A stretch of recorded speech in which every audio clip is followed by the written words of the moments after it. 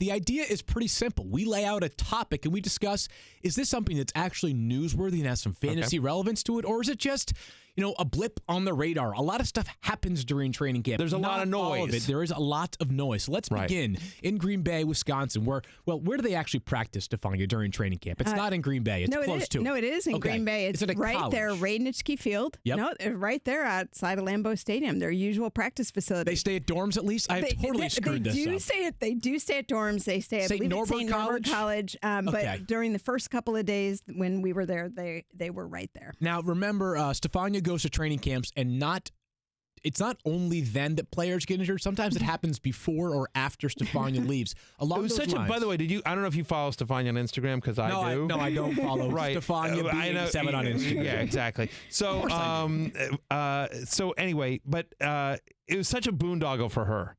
Oh, look, I'm hanging out with Desmond Howard. Oh, look, I'm hanging out with this person and this. It was such a boondoggle.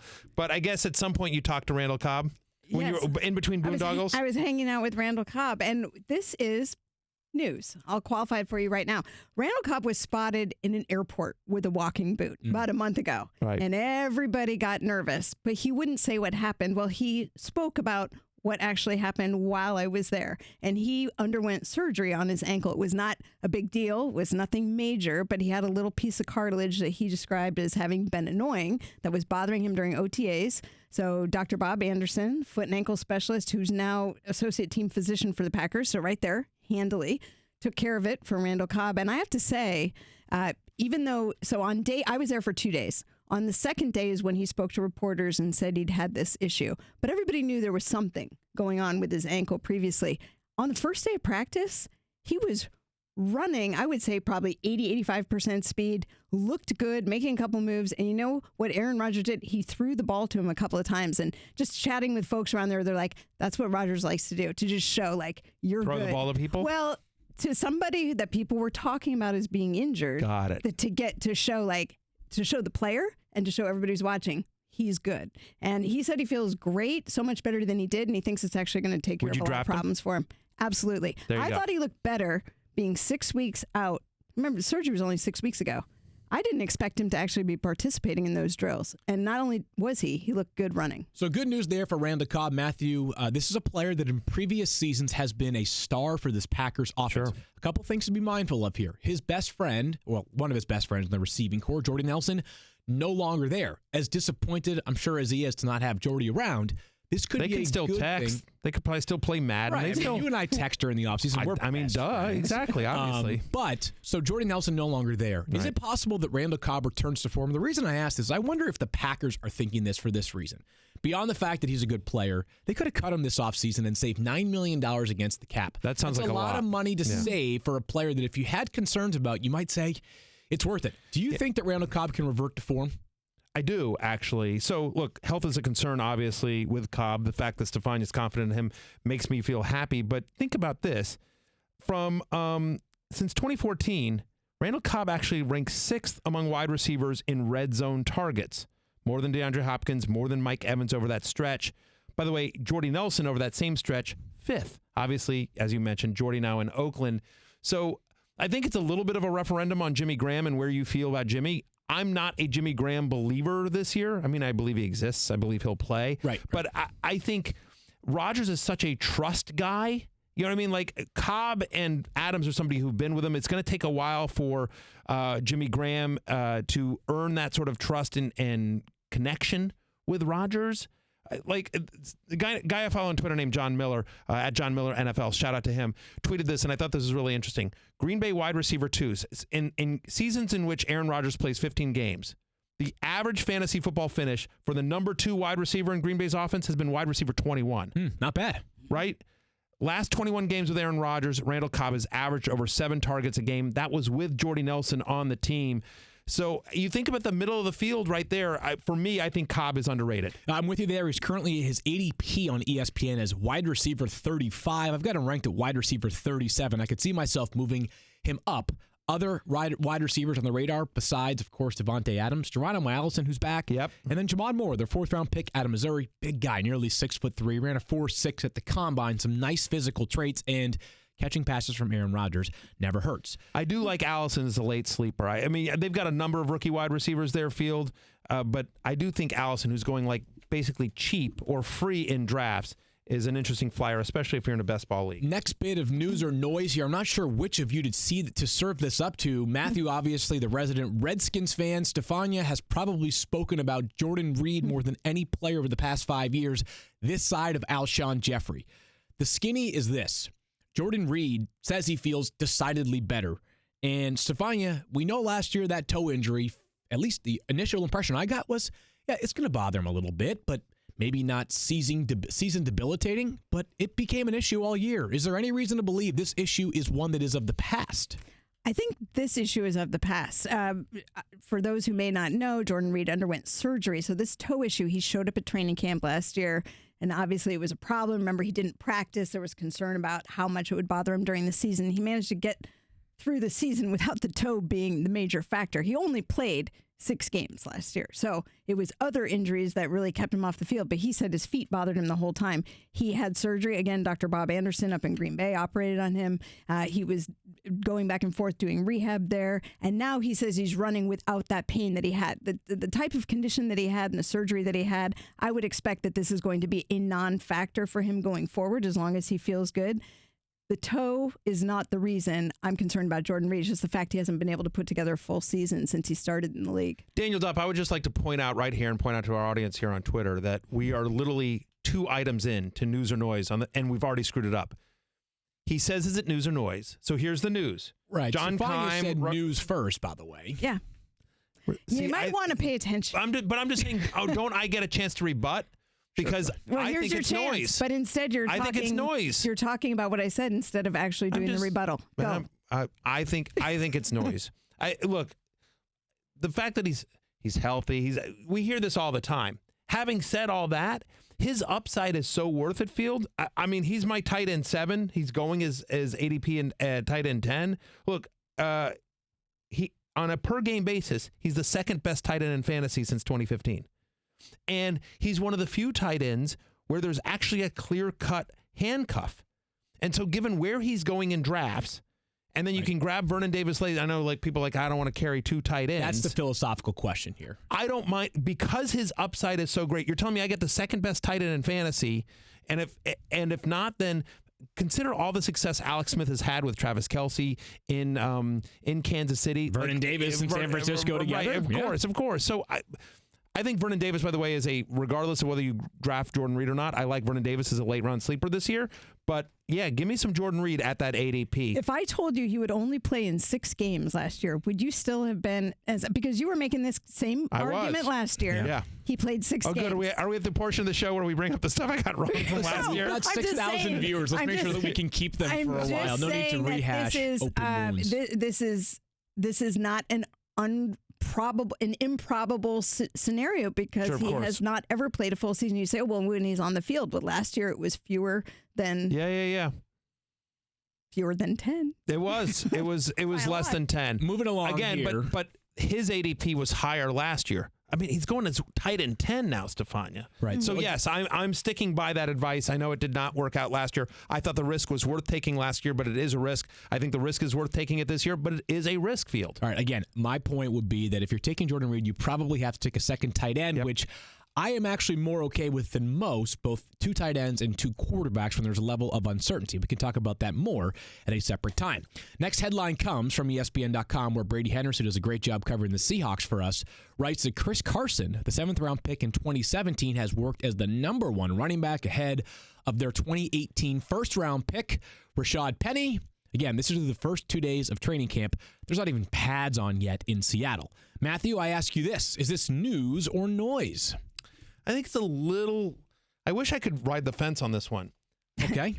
I think it's a little bit of noise. He's so unlike you. It's tough when the options begin with the same letter, news or noise. I was just going to smash them into one word. It doesn't quite work. So if I have to pick one, I will say noise. I think it's noise. Okay. I think it's noise, but it's newsworthy noise. Right. Can we say that? Look, he's a veteran. You expect veterans to start with the ones. Like, we're early in training camp. If this were a story 3 weeks from now, then I think it becomes a little bit more newsworthy. Having said that, I like Kris Carson as a player. That's the problem, right? Yes. I mean, like last year, I think, look, it was a bad offensive line. He got hurt early. And I know everyone points to that San Francisco game where he was huge, 20 for 93 and a touchdown. But, you know, it was against San Francisco, they were just a brutal run defense, right? Yep. You know, had the big game against the 49ers. But I thought just from the eye test, he's a good player. Yep. And I know they like him a lot. And Pete Carroll, and I know everyone's going to sit here and say, like, well, they used a first-round pick on Rashad Penny. Pete Carroll's a weird dude in this sense.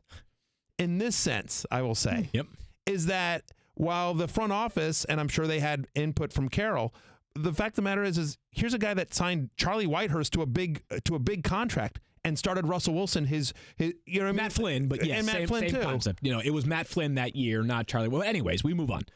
Yeah, sorry, but he had Whitehurst too, right? Didn't he sign Whitehurst? He had Whitehurst in his locks at one point as well. Yes, yeah, that was true. So, all right, but yeah, he had Matt Flynn to the big deal. Sorry, but the fact of the matter is that, and last year everyone was saying, well, it's got to be Rawls or got to be Lacey, and it was Kris Carson. You know, I think a 7th-round draft pick. Kris Carson, 7th-round pick. Yep. Yeah, so who ended up becoming the starter? Yep. Well, I know before he got hurt, but my point is that Pete Carroll's not one of these guys that is a slave to, oh, well, here's the veteran with a big deal. Here's the guy that was the first-round draft pick. He'll play whoever he thinks is best for the role. So here's my theory on this, because I do believe that this is noise right now, that Kris Carson's ahead of Rashad Penny. Here's why. My theory on why the Seahawks use a first-round pick on Rashad Penny after seeing positive things from Kris Carson before he broke his arm last year, amongst other backs they still have in the fold, like C.J. Prosise, is I think that Seattle at the end of last year was fatigued from players getting hurt in their backfield.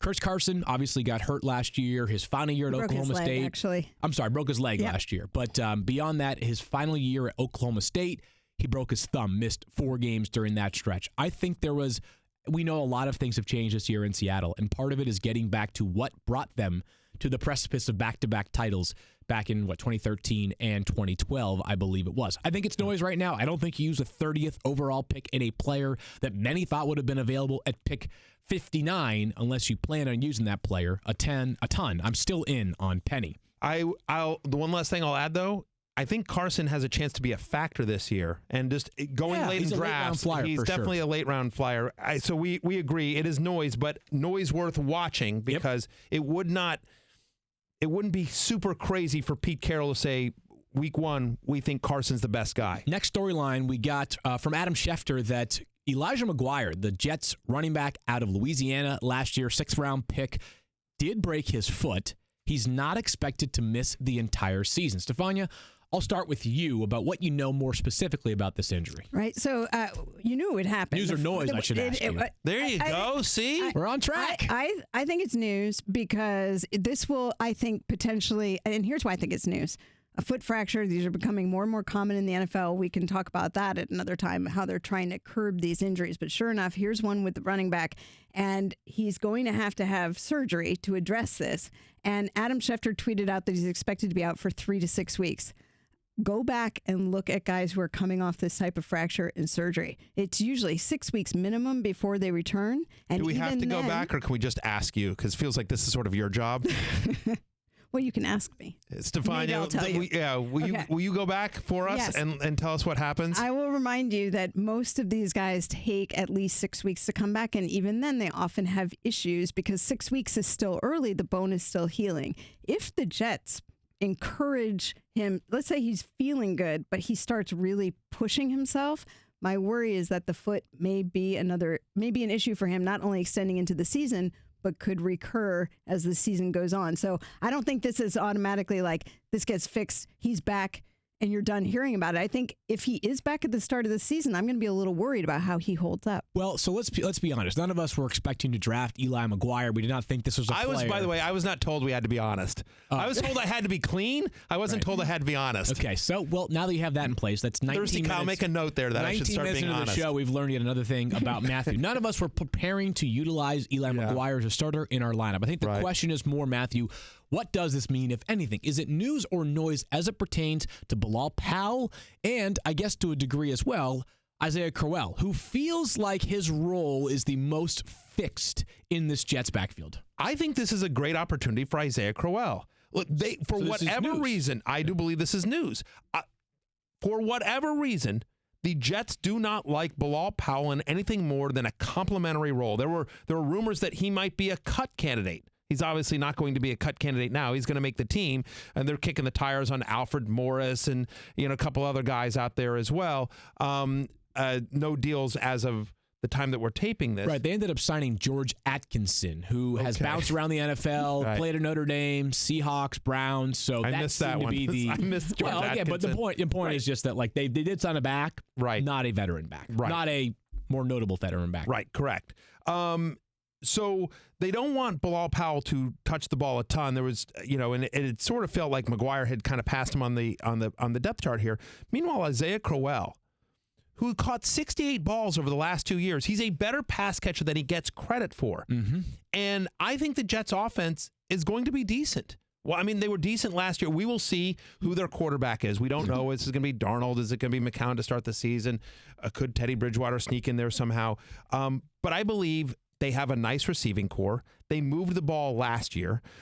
And so Crowell, running on a team that ran the ball 40% of the time in the NFL, higher than the NFL average last year, 6th in first down rush percentage. They want to establish the run. This is a team that wants to run the ball and play good defense.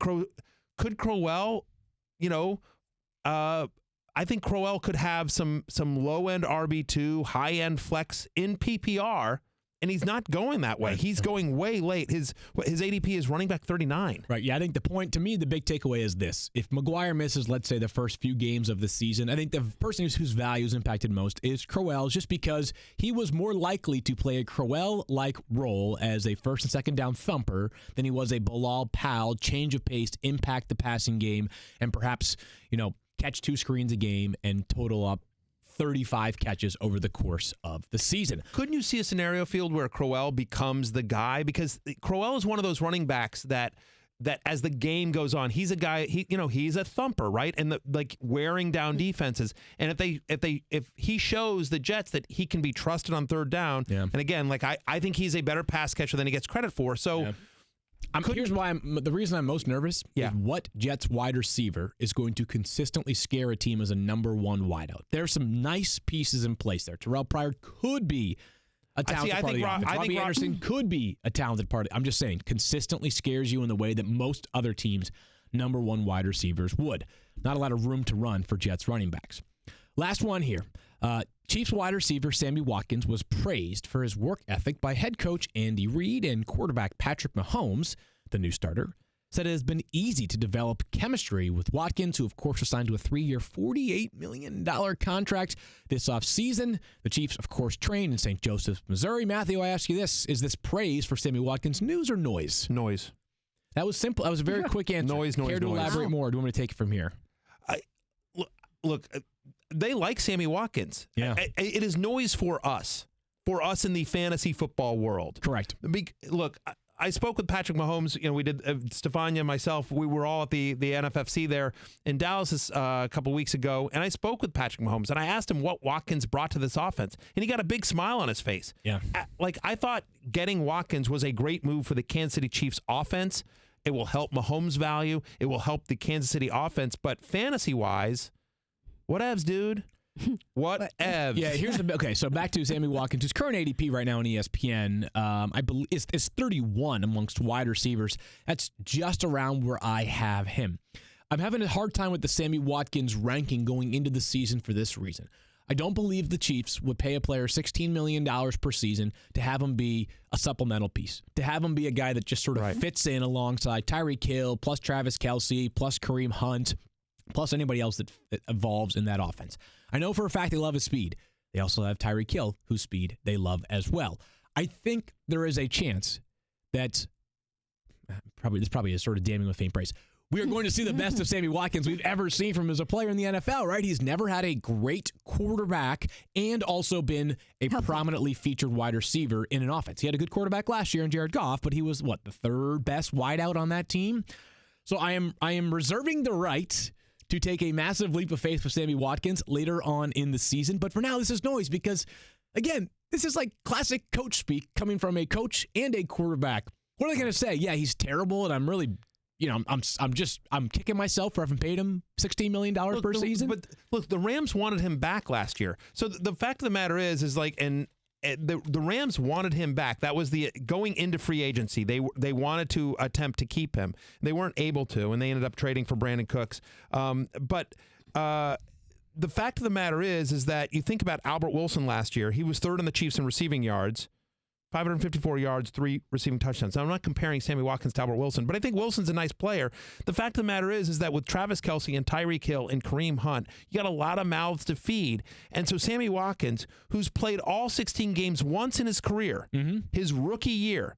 So the idea is he's going to come into a new offense.